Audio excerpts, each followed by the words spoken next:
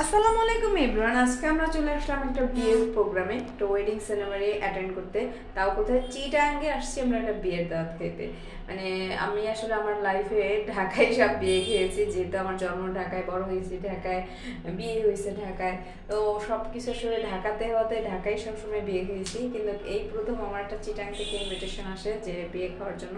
এর আগে বিভিন্ন জায়গায় আসছিল, ওইভাবে আসলে সময় সুযোগ মিলেও হয়নি, আমাদের যাওয়া হয়নি। এবার মনে হলো যে অফ ছিল, হয়তো মিলে গেল দেখে আমরা চলে গেলাম চিটাঙ্গে বিয়েটা খেতে। আসলে এক্সাক্ট লোকেশন আমি নিজেও জানি না, যেহেতু আমরা পটিয়া থেকে পটিয়া আমরা গাড়িতে নামি, সেখান থেকেই আমরা আবার একটা সিএনজি নিয়ে এই যে কনভেনশন সেন্টারের পাশে একটা আমাদের জন্য রুম বুকিং ছিল, সেখানে যাই। আর সেখান থেকে রাতে আমাদের বিয়েটা অ্যাটেন্ড করি। আর বিয়েটা ছিল যে একটা কনভেনশন হলে, কনভেনশন হলটা বিশাল ছিল, উপরে নিচে পুরোটাই ওদের বুকিং ছিল। আর আমি খুব ওদের খাবার নিয়ে খুব আশ্চর্য মানে হয়ে যাব না, হয়ে যায় বলতে সরি, আসলে ওদের খাবারের এত ভেরিফিকেশন ছিল যে আমরা ঢাকায় বিয়েতে শুধু রোস্ট প্লাস গরুর মাংস এগুলাই খেয়ে থাকি। ওদের চিকেন ফ্রাই থেকে শুরু করে সাসলিক, তারপরে কালাভুনা, ওদের ঐতিহ্যবাহী চিটাঙ্গের কালাভুনা। এছাড়া ওরা একটা মানে গরুর মাংসের একটা রেজালা টাইপের করছে, মানে গরুর মাংসের দুইটা আইটেম, সাথে চিকেন ফ্রাই করছে। যে রেজালাটা এটা গরুর মাংসের ছিল, আর এই যে সাসলিক দিছে, ওরা চিকেন ফ্রাই করছে। প্লাস ওদের যে কালাভুনাটা আছে বিখ্যাত, এটা কিন্তু অসম্ভব সুস্বাদু হয়েছে। রান্না বাবুচি এত সুস্বাদু করে রান্না করছে, আমরা যেটা হোটেলে বা ঢাকায় কিনে খাই তার চেয়ে অত্যন্ত সুস্বাদু ছিল, একদম অথেন্টিক একটা স্বাদ। মানে গরুর মাংসের 3-4টা আইটেম ছিল, আর এদের চিটাঙ্গের একটা বিখ্যাত ডালের আইটেম ছিল।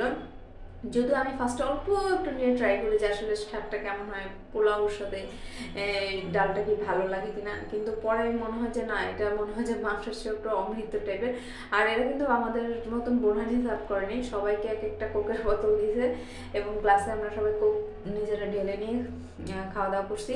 এর সাথে ছিল হচ্ছে পায়েস, এদের বিখ্যাত একটা পায়েস। পায়েসটা স্বাদও অসাধারণ ছিল, আর এই যে চাটনিটা, এটা দিয়ে মানে মেখে খাইতে অনেক মজা। আসলে ওদের খাবারের অনেক ভ্যারিফিকেশন, যা ঢাকা শহরে আমরা আসলে খুব কম আইটেমই করি।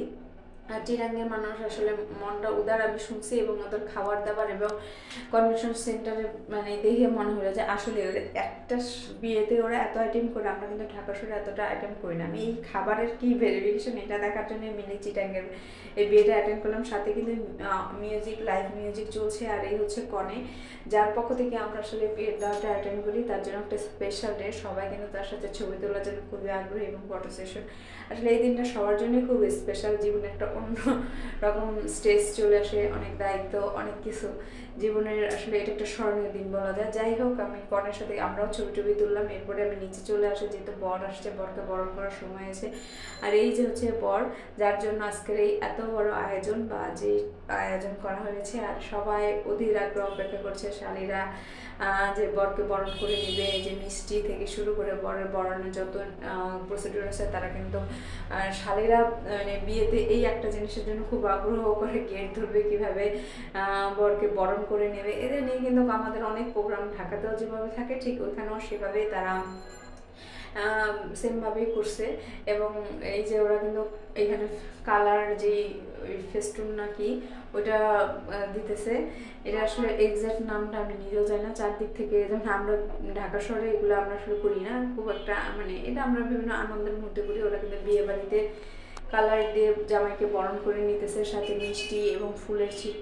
আসলে সামনে এত মানুষ ছিল যে আসলে ভিডিওটা খুব সুন্দর করে আসে নাই। যদিও আমি জামাইকে বরণ করার পর তার সাথে ভিতরে কতক্ষণ ছিলাম, কারণ সবসময় তো ফুটেজ নেওয়া সম্ভব না, সেখানে অনেক মানুষ, কারণ বিয়ের বলে কথা, জামাইয়ের উপর প্রাধান্যটাই বেশি। তো সবাই ব্যস্ত ছিল, তাই ওইখানে শ্যুট না হলে জামাইয়ের বরণটা আমি পিছন থেকে কিছুটা শ্যুট করি।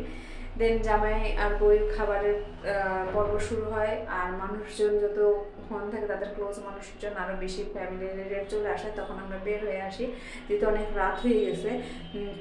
এখন প্রায় রাতের 11টা বাজে। আর এই যে হচ্ছে বাইরের যে কনভেনশন সেন্টারটা, এটা তা আমাদের যেহেতু রাত হয়ে গেছে, আমরা আবার আমাদের রুমে ফিরে যাব। এই যে হচ্ছে এই এরিয়াটা, আমি আসলে এগুলো খুব ভালো একটা চিনি না, তা আপনাদের এক্সাক্ট লোকেশনটাও বলতে পারবো না। তবে এটা বলতে পারবো, এদের বিয়েটা আমি অনেক এনজয় করেছি। আমাদের চ্যানেলটা সাবস্ক্রাইব করে পাশে থাকবেন, যেটাকে আর ভিডিও